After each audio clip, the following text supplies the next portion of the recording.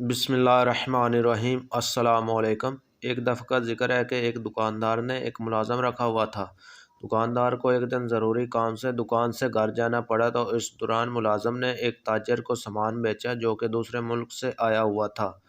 جب دکاندار گھر سے واپس آیا تو ملازم نے دکاندار کو مال بیچنے کا بتایا تو دکاندار نے ملازم سے کہا کہ آپ نے تاجر کو مال میں موجود نقص اور خامی بتا دی تھی؟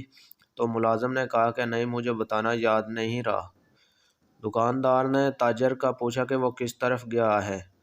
دکاندار تاجر کو تلاش کرنے لگا اور بڑی مشکل سے اس کو تاجر مل گیا۔ تو اس نے تاجر کو بتایا کہ میری غیر موجودگی میں آپ نے جو سامان فلاں دکان سے خریدا ہے، مجھے ملازم سے پتہ چلا کہ اس نے آپ کو مال میں موجود نقص کا نہیں بتایا۔ میں آپ کو مال کی خامی اور نقص سے آگاہ کرنے آیا ہوں۔ تاجر بہت حیران ہوا کہ اتنا پاک دامن اور نیک بندہ، اتنا ایماندار بندہ، اتنا سچا بندہ۔ تاجر نے دکاندار سے کہا کہ اے نیک بندے، جو پیسے میں نے مال کے دیے تھے وہ اس وقت آپ کے پاس ہیں؟ دکاندار نے کہا کہ جی میرے پاس ہیں۔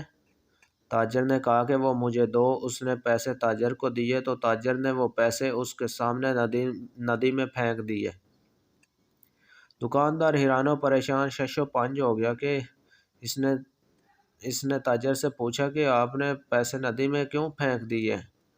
تاجر نے جواب دیا کہ وہ کھوٹے پیسے تھے، اور تاجر نے پھر دوبارہ تھیلی نکالی اور دکاندار کو اصلی پیسے دیے اور کہا کہ میں ہوں تو یہودی، لیکن پھر بھی میں اتنے ایماندار اور سچے بندے کو دھوکہ نہیں دے سکتا۔